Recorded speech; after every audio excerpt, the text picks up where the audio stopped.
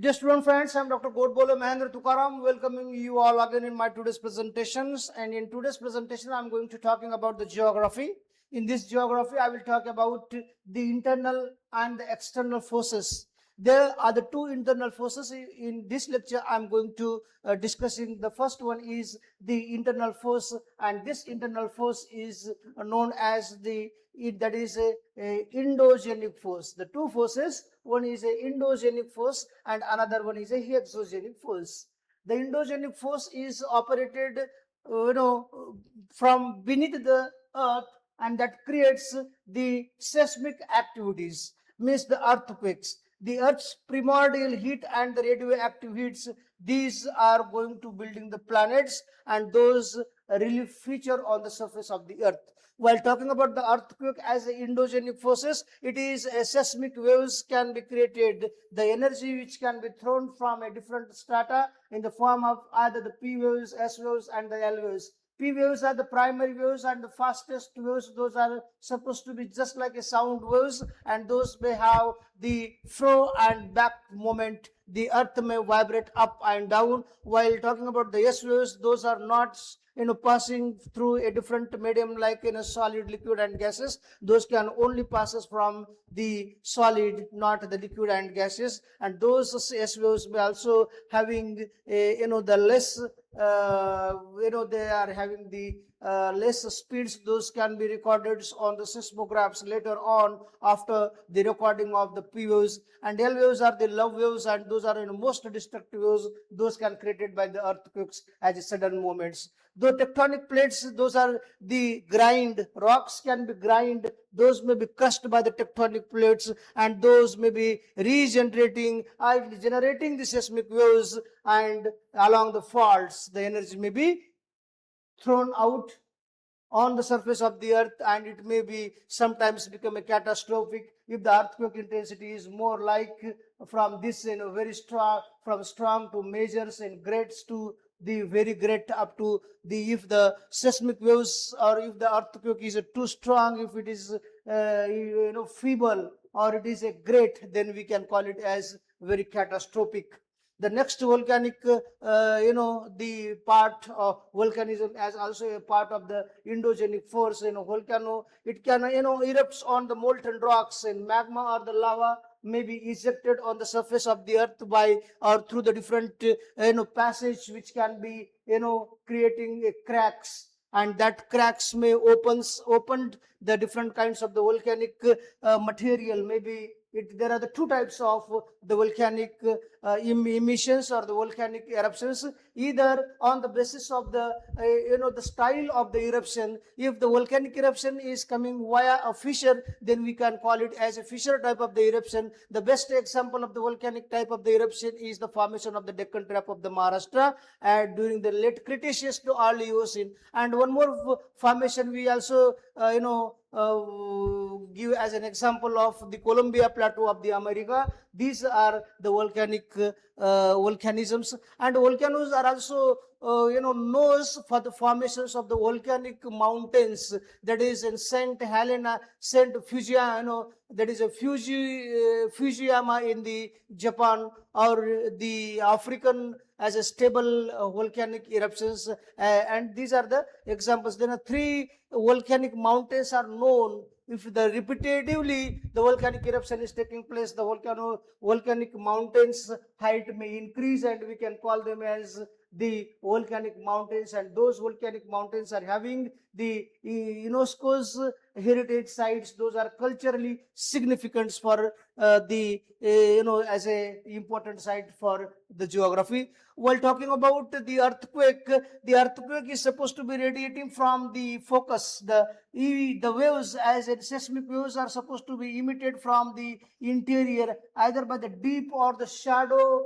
earthquake. Sometimes the focus where from the waves are supposed to be radiated on the surface of the earth. Later on, those are reaching, and we can call them as epicenter and the focus. Let us see, this is the earth, this is the crust, and beneath the crust either the 5 kilometer or the 10 kilometer. If the waves are started by means of the faulting, by means of the faulting, waves are supposed to be generated. The first waves which is going to recording on the seismograph or coming on the surface of the earth, we can call it as the epicenter. This is an epicenter. We see many times in a newspaper the epicenter of that, and this volcano was situated to the Nepal eastern side or the Kathmandu western side, and in the Killari of in the district of particularly the Maharashtra, and it was very close to that Killari,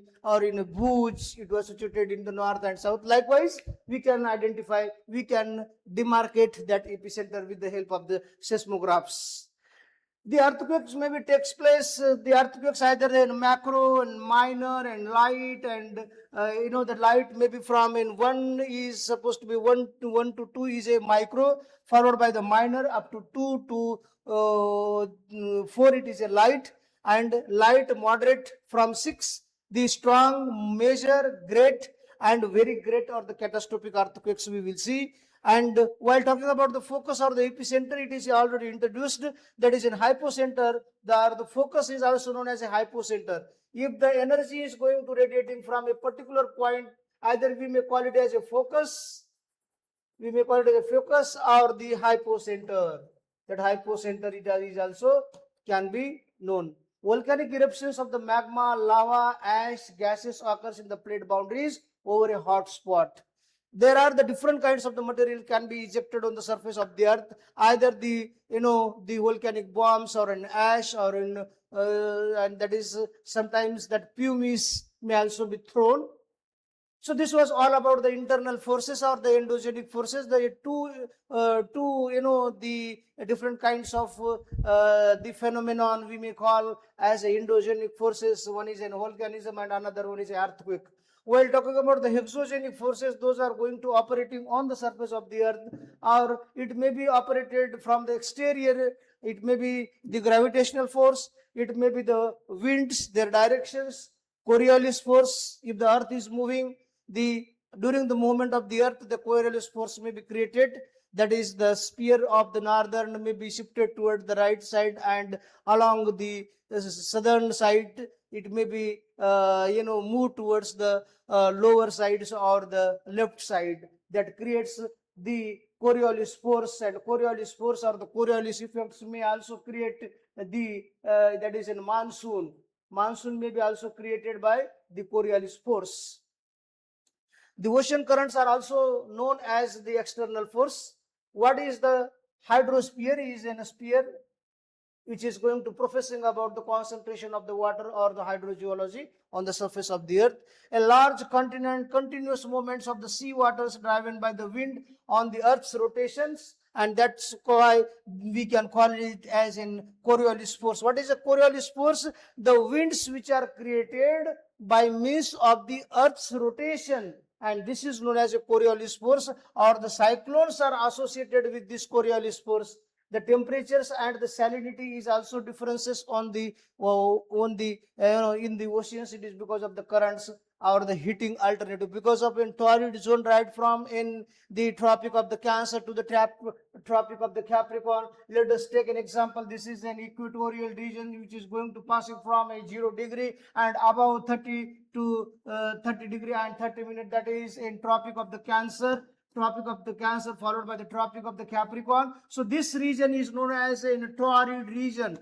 Torrid, or this is region which is going to receiving in horizontal rays of the sunlight, and hence it can heat the water, and the heated water may drive in a different direction by the different winds and the currents. See the Gulf of the streams which are shown by the light yellow in a green, especially in a blue in color, that is a Gulf of the streams. In the northern equatorial regions, we will see how equatorial counters or the south equatorial currents which are going to passings, and this is going to heating the water, and in these regions we will see the temperature of the water or the oceans is very high. And what happens in the 2026 in this region, why we are not able to receiving say proper precipitation? It is because of this monsoon phenomena has been changed. There is about, it is near about 8,000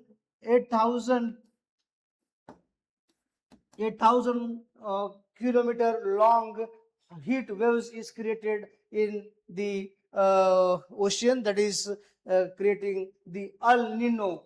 And that El Nino is responsible for the receiving of the late monsoon in our India. So these are the regions, or these are the causes for the formations of the exogenic forces of the earth. The transport of the vast that is in amounts of the heat and acting as a planets and climate regulate. The climate can be regulated. Formation of the monsoon is also associated. The tides can be also created. The formation of the tides, or the pulling and the pushing force is created, and that pulling is created by either the gravitational force between the earth and moon, and it creates in periodic cycles rise and falls of the sea level. We can call it as a tide, the oceanic tides, and those are caused by primarily the gravitational pull of the moon and the sun. See, the moon is going to pulling the ocean water in this side, and in that side, in this tides, the opposite tide, those tides are created by the pooling of the ocean water by the sun. So this was all about the that is the endogenic forces as well as the exogenic forces. In the exogenic forces, the tides, the gravitational force between the sun and moon, and the wind directions, Coriolis force, those all comes under the banner of the exogenic forces. That's all. It